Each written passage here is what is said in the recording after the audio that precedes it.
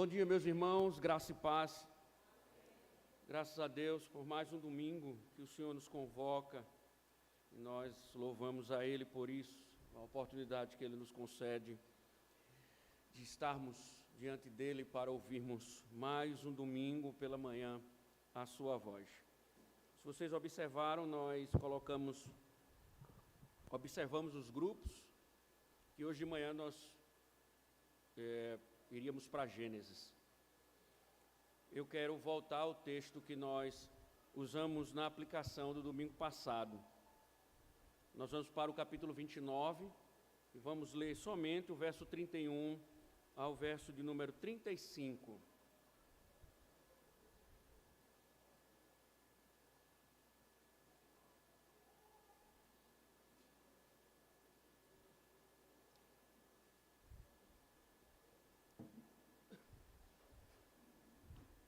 Eu iria trabalhar o 30 também, mas as informações aqui dos versículos que nós iremos ler precisam ser trabalhadas com mais calma. Então ficarei hoje pela manhã no texto de número 29, capítulo 29, verso 31 ao 35. Atentem o que diz a palavra do Senhor. Quando o Senhor viu que Lia era desprezada, fez com que ela fosse fecunda, ao passo que Raquel era estéril. Assim Lia ficou grávida e deu à luz um filho, a quem deu o nome de Ruben, pois disse: o Senhor viu a minha aflição, por isso agora meu marido vai me amar. Ela ficou grávida outra vez e deu à luz um filho e disse: o Senhor ouviu que eu era desprezada e me deu mais este filho. E deu-lhe o nome de Simeão. Lia ficou grávida ainda outra vez e deu à luz um filho e disse: agora desta vez o meu marido se unirá mais a mim, porque lhe dei à luz 3 filhos. Por isso lhe deu o nome de Levi. Mais uma vez ela ficou grávida e deu à luz um filho. Então disse: desta vez louvarei o Senhor. E por isso lhe deu o nome de Judá. Depois disso, não teve mais filhos. Senhor, obrigado, Deus, por ouvirmos a Tua palavra, Senhor. E agora buscamos que o Senhor nos fale através das verdades que aqui estão reveladas. Que o Senhor cuide do nosso coração, Senhor. Que o Senhor nos ensine, através das circunstâncias, para enxergarmos os segredos idólatras do nosso coração. Perdoa-nos, Senhor, por sermos tão idólatras. Por isso, ó Deus, nos fale também para romper a nossa idolatria. Em nome de Cristo, Senhor. Amém. Pode sentar, irmãos.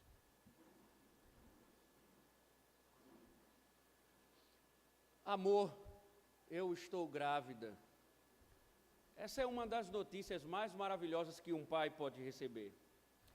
E não demora muito, e já começamos com os planos. Rapidamente, vem a preocupação com o nome. Se for menina, qual o nome? O nome da vovó? O nome da mamãe? Se for um menino, o nome do papai? O nome do vovô? Ou quem sabe um Júnior? Mas tem gente que gosta de ser atual. Qual o jogador de futebol da moda? Qual o presidente atual da nossa república? Agora, colocar o nome de um menino, Luiz Inácio, merece prisão perpétua. De qualquer forma, os nomes vão surgindo, mas tem gente que gosta de exagerar. Colocar o nome de uma criança de Gregory, Jota, Robinho, Jabisael, é muita falta de criatividade. Já se foi a época em que os nomes eram dados conforme o significado. Nós não denominamos mais os nossos filhos pelas virtudes que esperamos que eles exaltem, ou em homenagem aos grandes nomes da Bíblia, como fora no passado, principalmente nossos pais puritanos. Eu não carrego essa culpa. Richard lembra um puritano, e seu significado é forte comandante. Mas pensando bem, falando sério, quem se importa com isso? Que diferença faz, afinal, um nome? Que diferença faz um nome? No livro de Gênesis, nomes têm significado. Sempre houve uma relação entre as circunstâncias do nascimento e o nome dado a uma criança. Em razão disso, a lista dos nomes dados aos 12 filhos de Jacó, com Lia ou com também Raquel, revela muita coisa. Os nomes das crianças não parecem nada nomes bonitinhos, mas refletem a luta de poder, de vida ou de morte, na qual duas esposas estavam confinadas. Elas estavam loucas, apaixonadas, desejando o amor do grande Jacó. E quem ganhasse o colo dele estaria no topo, pois a queridinha iria dar muitos filhos, então ela seria uma mulher privilegiada. Já a outra, a que perdesse o trono, teria que experimentar a amarga inutilidade e viver com a inferioridade. Mas você acha que Jacó, ele está preocupado com isso? Você acha que ele vai se importar, ou até mesmo vai permitir que esses embates aconteçam? Claro que vai. Jacó ainda está um pouco perdido com tudo o que aconteceu. Trabalhou 7 anos por uma BMW e acabou acordando com um Siena 2008. E uma passagem curtinha na casa de titio acabou se transformando em 14 anos de serviço. E como nós vimos, os últimos 7 anos foram anos amargos na presença de titio Labão. E ele não está preocupado com a briguinha besta entre as esposas. Ele quer mesmo é que o tempo passe rápido, para acabar com todo esse sofrimento. Só que todos esses desencontros, Jacó, Lia, Raquel, irão revelar muita coisa. Por isso que cada nascimento, cada nome, revela não somente um lar conturbado, vidas espirituais quebradas, mas também a provisão bondosa de um Deus que, mesmo com tanto desajuste em nossos corações, soberanamente ainda cumpre seus propósitos. Talvez, meu irmão, seu nome não seja lá essas coisas, mas é possível que sua vida, independente do nome, esteja confusa, perdida, quebrada, desajustada. E por isso, pense, muitas vezes, que Deus já deixou de lado sua vida e tem se preocupado com outras coisas. Nada disso. Deus é o mesmo. Ele não muda conforme os nomes. Ele continua imutável, assistindo aqueles como eu e você, desajustados. Por isso, que tive que voltar à história de Lia, para que você compreenda muita coisa do coração, do seu coração, mas acima de tudo entenda que há um Deus bem presente, mesmo quando a gente nem liga e anda bastante desajustado. Essa primeira história tem muito a nos dizer. E vocês já viram alguma coisa, alguns detalhes semana passada.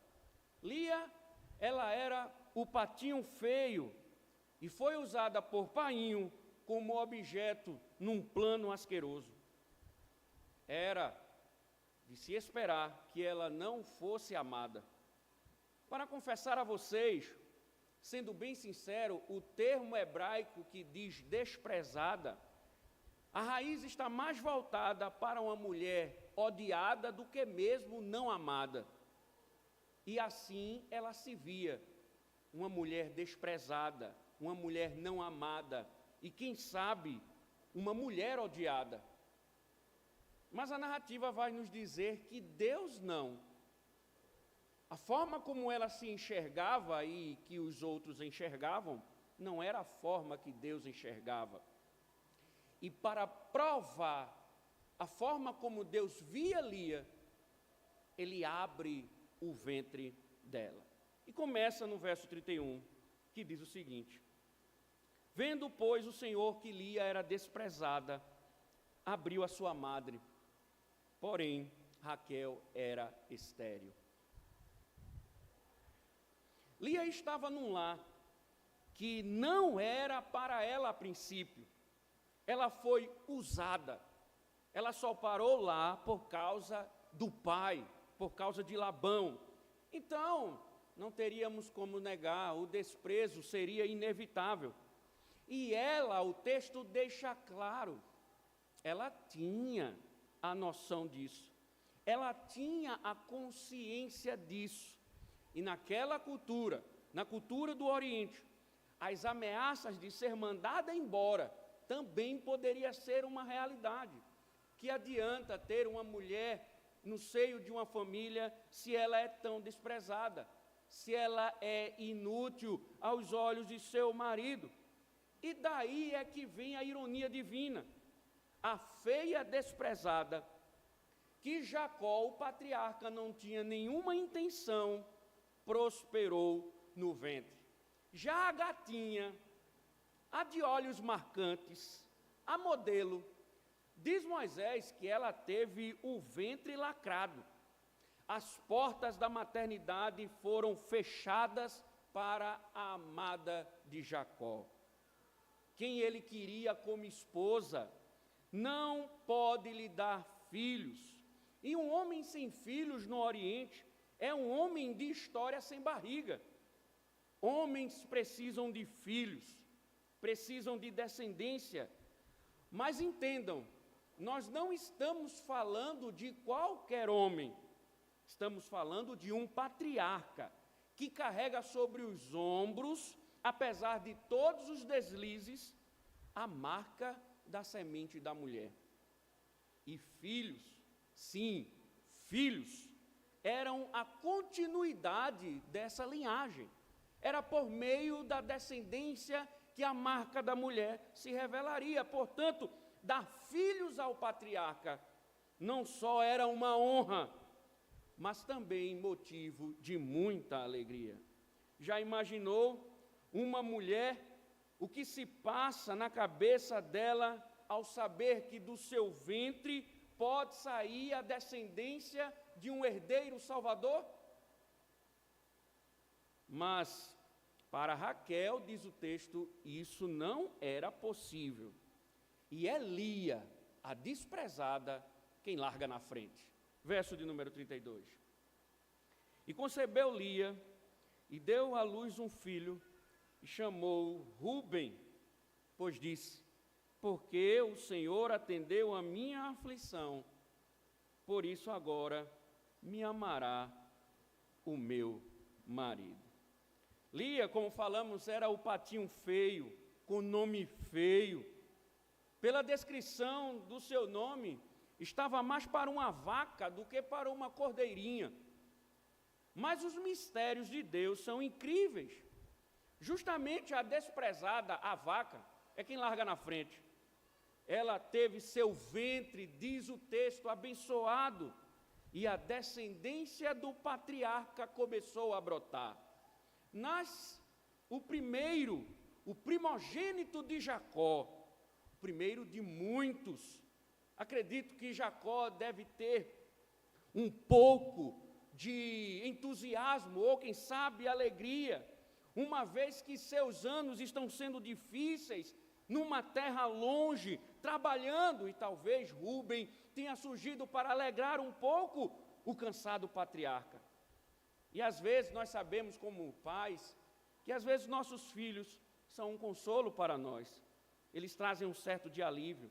Quem nunca ficou calmo, mesmo diante de um dia difícil, quando viu aquela coisinha pequena nos seus braços, rindo, se alegrando em ver o papai?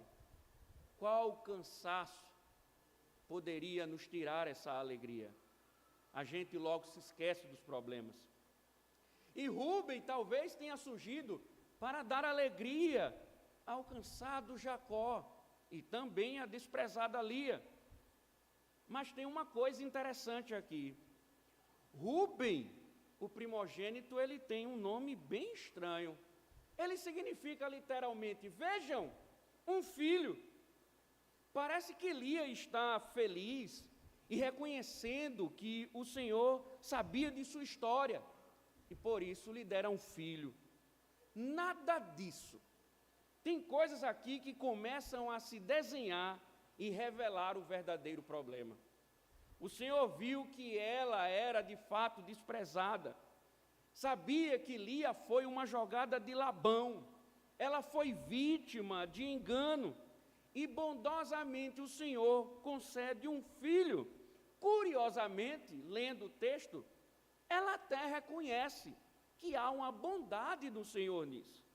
Afinal de contas, mulheres, quem fecha e quem abre madre é o Senhor. Mas a grande questão que o texto está querendo nos mostrar é que ela não está inteira nessa adoração. Lia reconhece que o Senhor havia abençoado. Mas o que o texto quer chamar a atenção é que ela queria mesmo a atenção do marido. Ei, veja, é um filho, é um grito de desespero de alguém que, mesmo abençoada pelo Senhor, sente falta do marido. Ei, diz ela, repara em mim, agora eu lhe dei um filho, você tem motivos para me amar. Lia quer o amor dele, quer a primazia, ela quer o direito do colo de Jacó. Não importava se o Senhor tinha dado um filho, o importante mesmo era o amor do marido. Agora, ele me amará. Mas Jacó ainda permanecia frio. Jacó era um homem trabalhador e não poderia perder tempo com uma desprezada. Na verdade, o negócio dele ficou claro, era com Raquel.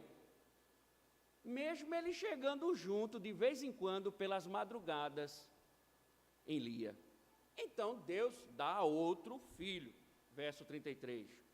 E concebeu outra vez e deu à luz um filho, dizendo: porquanto o Senhor ouviu que eu era desprezada e deu-me também este, e chamou Simeão. Geralmente, quando somos pais de primeira viagem, a gente aprende bastante, e bastante com os erros.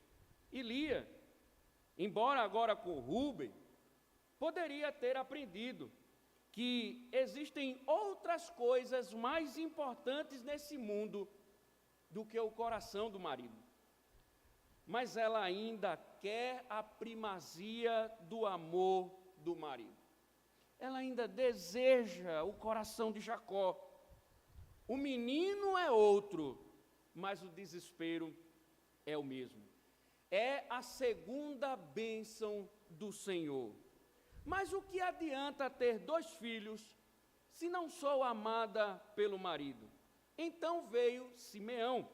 O Senhor ouviu o desprezo, mas o marido dela ainda não ouvira. Não sei se você também percebeu, mas ela não está celebrando totalmente, exclusivamente ao Senhor. Ela está dizendo: ei, o Senhor ouviu que eu era desprezada. Claro que você, Jacó, agora vai notar o meu desprezo e também vai me amar. Se você não tinha motivos para me amar, agora você tem 2. Eu lhe dei 2 filhos, agora você tem que me amar. Mas Jacó continuava seco, sem dar nenhuma gota de esperança à pobre mulher desprezada. O negócio de Jacó era com Raquel, mesmo ele chegando junto de vez em quando, na calada da noite, no colo de Lia. E aí mais um filho surge, verso 34. E Lia ficou grávida outra vez e deu à luz um filho e disse: agora desta vez o meu marido se unirá mais a mim, porque lhe dei à luz 3 filhos, por isso lhe deu o nome de Levi. Não, agora o coração de Jacó vai se derreter. Se 1 é pouco, 2 é bom, 3 é o que ela precisa. Agora meu marido vai me amar. Não tem como ser diferente. Eu lhe dei 3 filhos. Veja como sou fértil. Cadê Raquel, que até agora não lhe deu nenhum? Eu devo ser amada. E agora, com toda certeza, eu serei amada. E Jacó será só meu. Por isso chamou o nome Levi, que significa unido. Mais uma vez, Lia contava com a bênção divina. Mas isso não era tão importante assim. O importante mesmo é o amor do seu marido. Gerar filhos é só um detalhe da bênção divina. Ela não quer somente o ventre escancarado, mas o coração de Jacó rasgado por ela. Pois é, apesar do Senhor abrir a madre da desprezada, quem ela deseja está ligada. Não era o Senhor, mas o marido. Mas Jacó continuava do mesmo jeito. Ele não tinha interesse na feinha. Nem os filhos movem o coração de um trabalhador inconsequente atraído pela beleza. E mais interessante ainda é ver que nem mesmo Jacó louvou a Deus pela descendência que acabara de obter. Mas parece, irmãos, que a ficha começou a cair. Parece que Lia começou a ver as coisas por outros ângulos. E quando mais uma vez o patriarca visitou o leito com Lia, veio um filho e o discurso mudou. Verso 35. Mais uma vez ela ficou grávida e deu à luz um filho. Então disse: desta vez louvarei o Senhor. E por isso lhe deu o nome de Judá. E depois disso, não teve mais filhos. Ela queria o marido, enquanto o Senhor lhe dava filhos.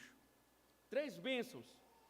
E ela viu 3 oportunidades de ter definitivamente o amor de Jacó. Mas todas as vezes, seus desejos, sonhos e anseios foram frustrados. Muito frustrados. O coração de Jacó tinha um endereço certo. E cada filho que nascia, Lia era a mais humilhada. Até que a ficha caiu. A mulher frustrada, toda desajustada, finalmente entende o que de fato importa. Judá. Judá não é mais uma preocupação com o amor do marido, mas uma declaração de amor pelo Senhor. É como se ela dissesse: já lutei tanto pelo amor do meu marido e não fui reconhecida. Pois é, ela estava lutando por aquilo que não importava diante das bênçãos que o Senhor estava concedendo. Ela queria o amor do marido, que pouco se importava, mas estava gozando de um carinho eterno, mesmo quando não se entregava plenamente. Então ela viu que deveria voltar ao que importa. louvarei ao Senhor. Eu tenho o amor do Senhor. Eu tenho o melhor amor de todos. Eu tenho o amor do meu Deus. E quando a ficha caiu, diz Moisés, que agora Deus fez com que o ventre cessasse, por enquanto. Irmãos, parece que Deus queria tratar o coração dela, dando filhos, pois assim que ela reconheceu o favor divino, o ventre momentaneamente cessou. E Judá é a prova do amor divino. Semana que vem, nós vamos ver Raquel entrando na disputa para também atrair a primazia para o seu marido. O que a gente pode aprender disso tudo? Começamos nosso sermão falando sobre nomes. E nomes, no contexto bíblico, não é uma simples escolha, mas há uma história nos nomes. Por isso, os nomes dos filhos de Lia falam coisas importantes sobre ela e sobre Deus. Atentem. Conforme ocorre na abertura da passagem que nós lemos, a preferência de Deus por Lia é clara. Aquela que não era amada, ela foi abençoada de tal forma que foi a primeira a gerar filhos. Lia era a esposa preterida de Jacó, aquela que ninguém tinha um interesse, talvez pela feiura, de desfilar e dizer, essa aqui é a minha esposa. E isso era uma ameaça para ela. Talvez maus tratos, desprezo, ou até mesmo um abandono definitivo, poderia marcar drasticamente a história dela. Será que ela sabia da história de Agar, que acabou sendo expulsa de casa com seu filho Ismael para o deserto? Nós não sabemos, mas é possível que o patriarca, o vovô, tenha contado algumas histórias do bisavô.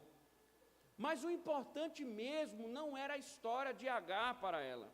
O importante mesmo para o coração dela era que o seu marido não dava sinais de que faria dela uma primazia. Ela era e entendia desprezada. Ela não tinha vez nem voz como esposa, primeira esposa de Jacó. E tal condição não era surpresa, ela não poderia pensar diferente, dado o fato que nós já informamos, Jacó não poderia ter intenção de viver com a pessoa que na verdade surge no relacionamento como resultado do engano do sogro. Quando Jacó, que queria Raquel, acorda pela manhã, ele vê Lia e não Raquel. Dificilmente essa cena sairia dos olhos dele. Dificilmente isso se apagaria. Só um milagre para dissolver uma experiência tão sofrível. Mas aí repare, Deus tem uma preocupação especial com aqueles cuja vida é particularmente difícil, tendo eles contribuído ou não para o próprio infortúnio. Em Gênesis 16, quando a serva de Sara, Agar, encontra-se isolada e sozinha no deserto, não era uma simples espectadora, ela não era inocente, ela não pegou uma situação problemática que foi criada, ela contribuiu. Primeiro, Agar havia provocado sua patroa com uma gestação humilhante, e então, quando Sara a maltratou, Agar fugiu de casa, abandonando o lar sobre o qual repousava a bênção prometida de Deus. foram as ações de Agar que levaram ela à miséria. Mas, no deserto, o seu grito de socorro, mesmo assim, foi ouvido pelo Senhor.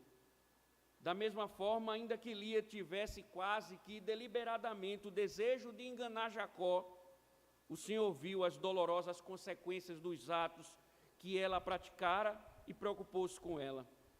Consequentemente, Ele abriu o ventre dela em primeiro lugar para que ela desse luz a um filho. Essa é uma boa notícia para aqueles cujas vidas estão desajustadas.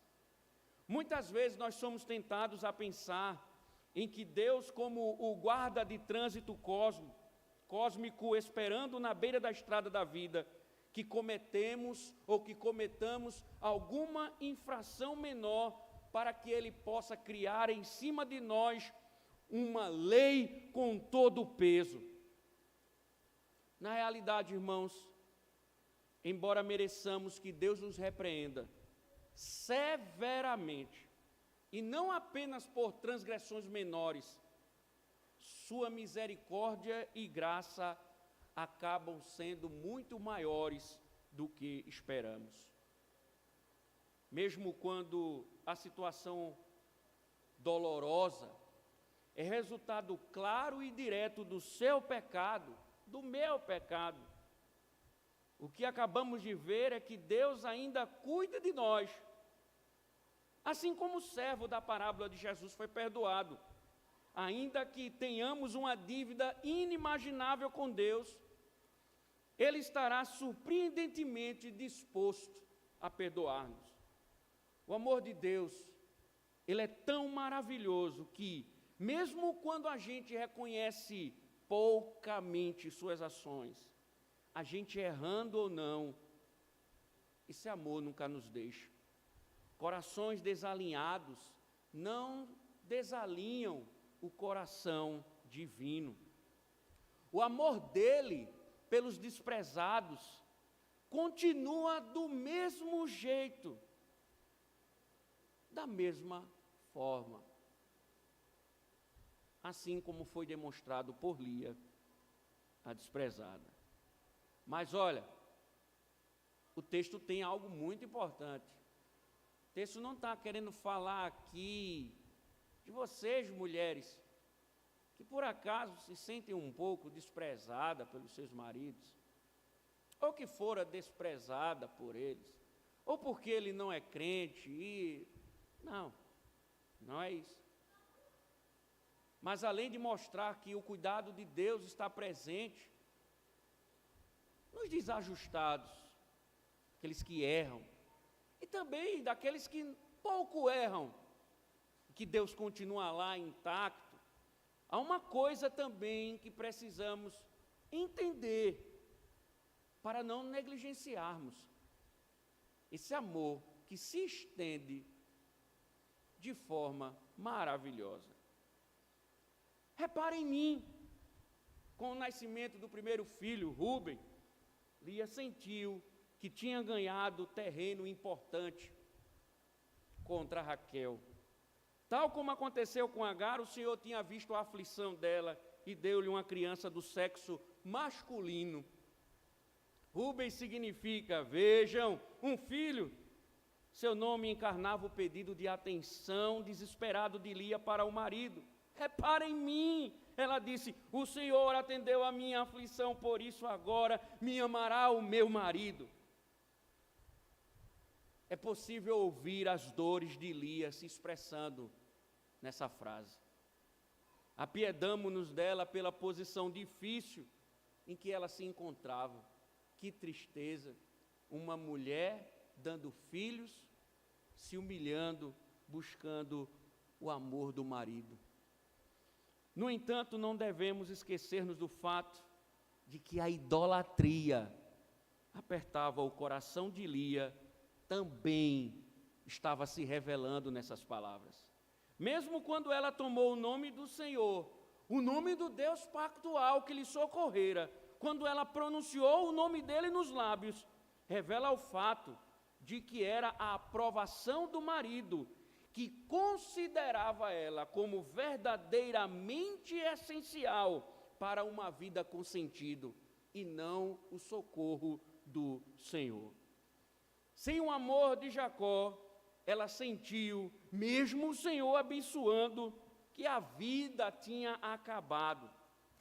Sem a aprovação do marido, que importava para ela que o Senhor lhe tivesse visto a aflição e respondido às orações. Ela viu Deus, na verdade, como um meio útil para ganhar o que, para ela, era realmente importante na vida, que era o afeto de Jacó. E não como aquele que, em si e por si mesmo, fornecia a totalidade que dá sentido às nossas vidas. Atenção, esta é a essência da idolatria. Alguém ou alguma coisa que não seja o Deus vivo ocupa o espaço em forma de Deus no âmago de nosso ser. Fomos criados como seres adoradores, pessoas cujo sentido e propósito não podem se derivar de nós mesmos, mas vir fora de nós. Há sempre alguém ou algo diferente de nós mesmos, no qual colocamos toda a nossa identidade e valor. Se virarmos as costas para o verdadeiro Deus, inevitavelmente teremos que preencher o vazio que nos resta com outra coisa.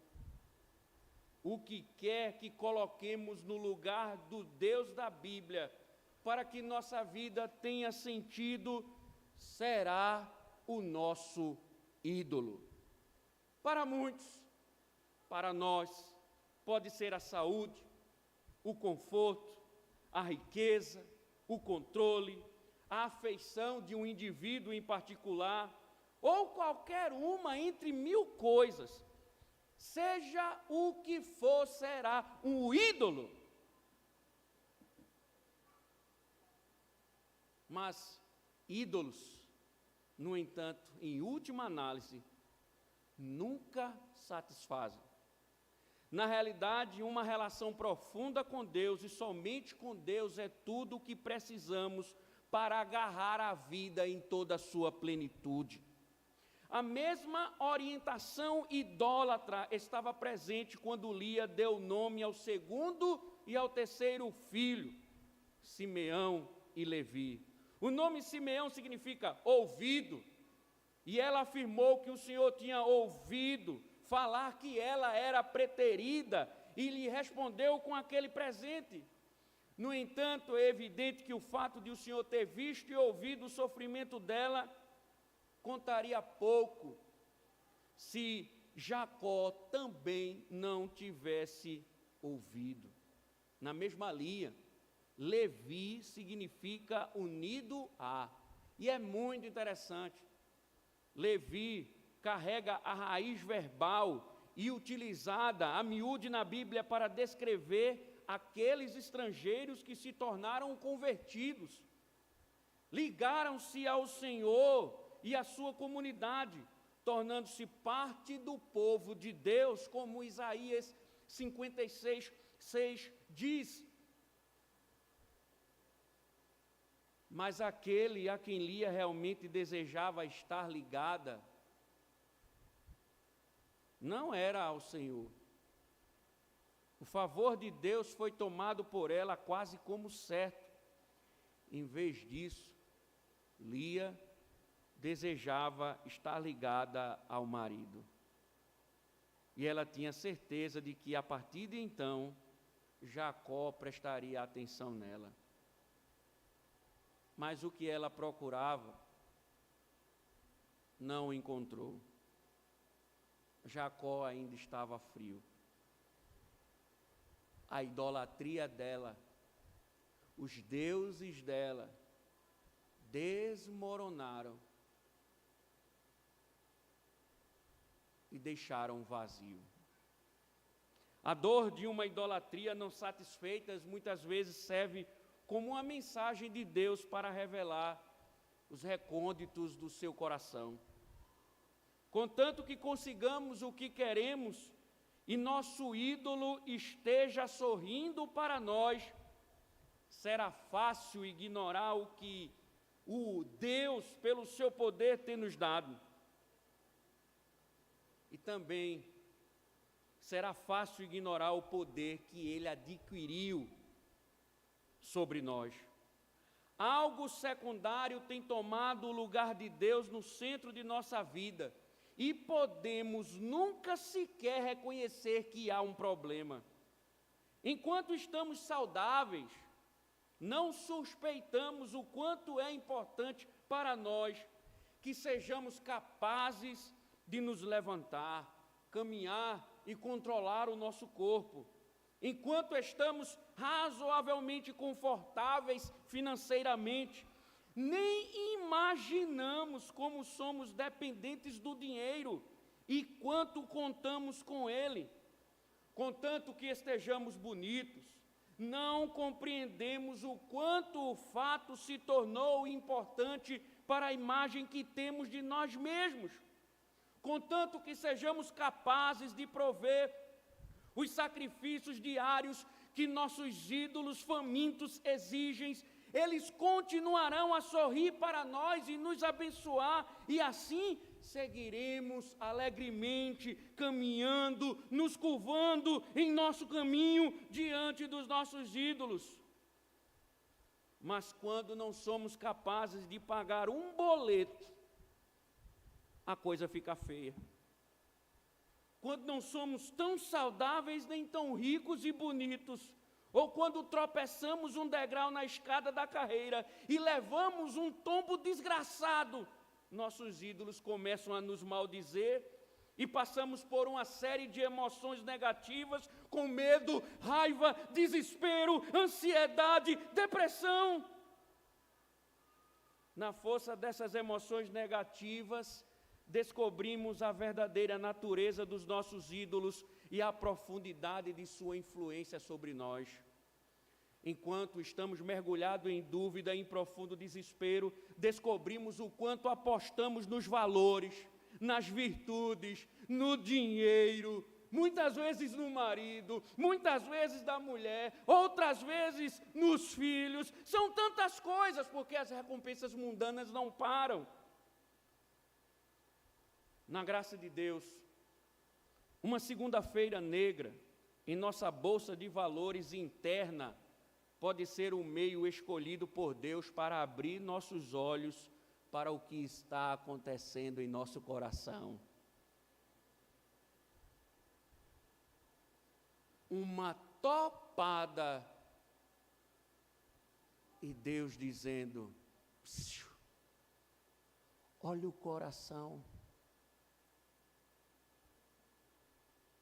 Rastreia as emoções negativas. Aí sim você vai conseguir ver os rastros dos ídolos. O que faz com que nos preocupemos com tanta intensidade? O que nos deixa com muita raiva?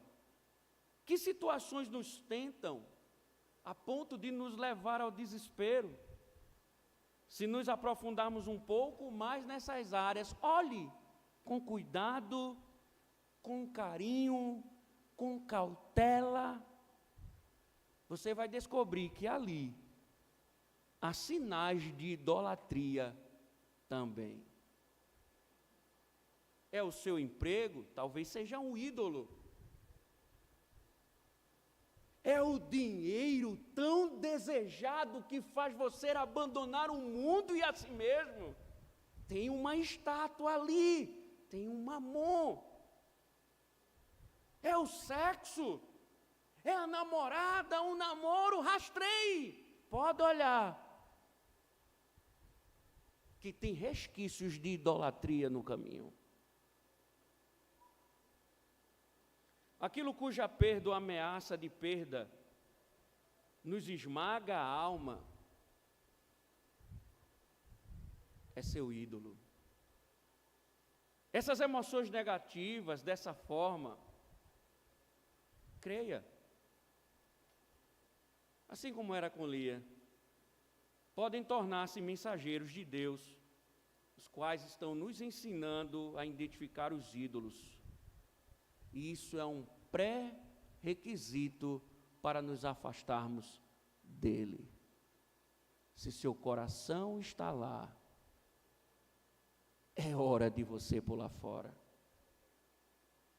Lia havia passado por uma experiência dessas entre os nascimentos do seu terceiro e quarto.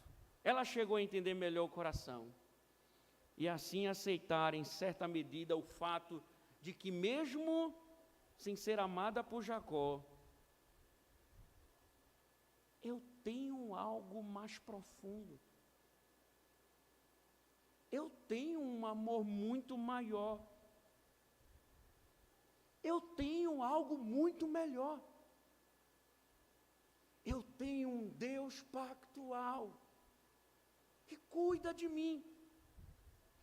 Eu tenho um Senhor que quando a que não era desprezada não gerava, Ele me deu filhos.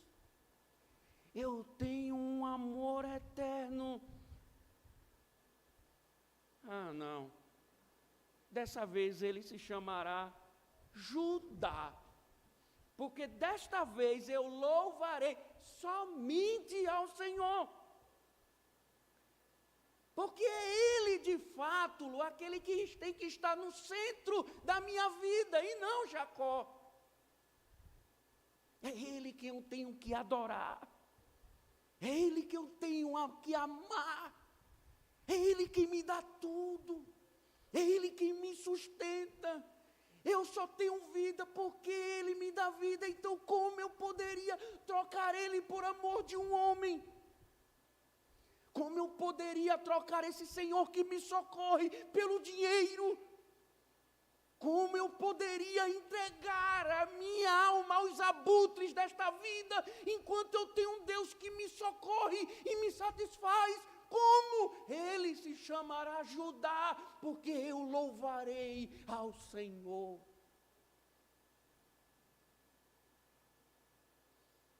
E as escamas enfim caíram. Os ídolos desmoronaram. E o Senhor ressurge com o seu trono como objeto de afeição de Lia. Nossos ídolos só irão desmoronar quando passarmos a plenamente louvar ao Senhor. Os tronos das nossas finanças, empregos, dinheiro, carro, família, amores, seja lá o que for, só irão se desfazer quando o trono divino soterrá-los. O problema não é Jacó, o problema era o coração de Lia. O problema não é o teu dinheiro, o problema é o teu coração. O problema não é o teu corpo, é o teu coração. O problema não é o teu marido, é o teu coração. O problema não é o teu filho, é o teu coração. O problema não é a vida, é o seu coração que carrega um cemitério de ídolos. E enquanto você estiver buscando o afeto dos ídolos, você irá sofrer para ter um contentamento nas coisas que trazem dores. Mas quando você louvar ao Senhor exclusivamente, aí Judá chega, não o filho de Jacó, mas o leão da tribo de Judá, o cordeiro. Ele, o Cristo, é a solução para a nossa idolatria. Na verdade,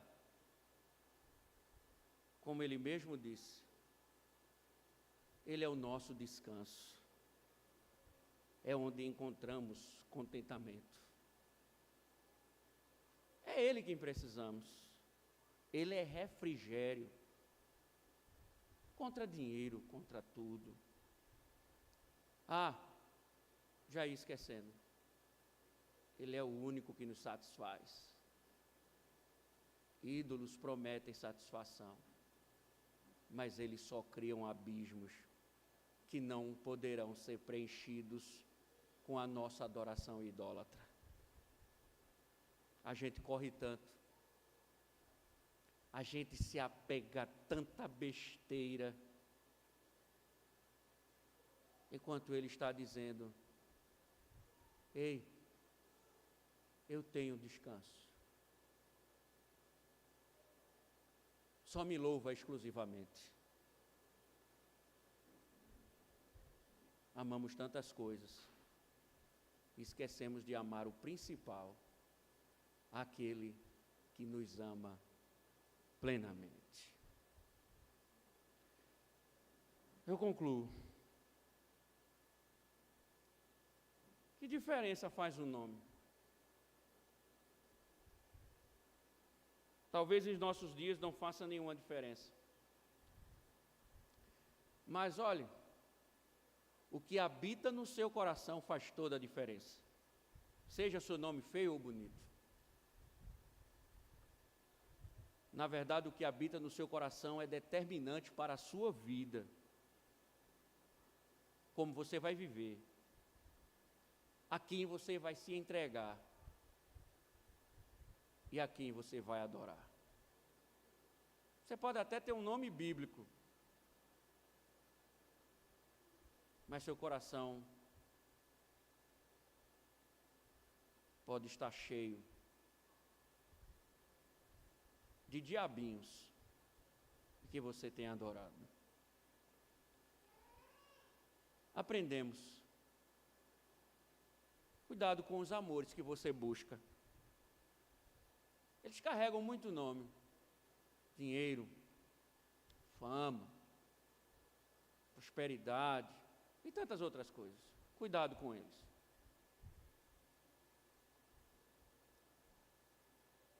Porque quando você pensa, está vivendo.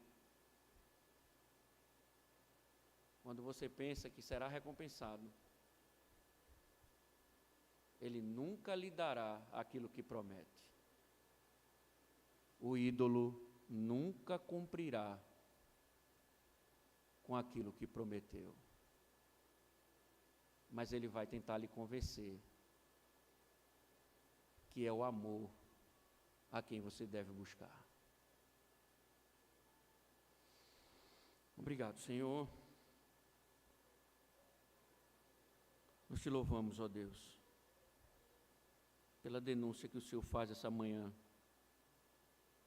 aos nossos corações. Derruba, Senhor, todos os ídolos que estão postos na nossa alma. Destrua-os, Senhor. Que o nosso amor seja só teu.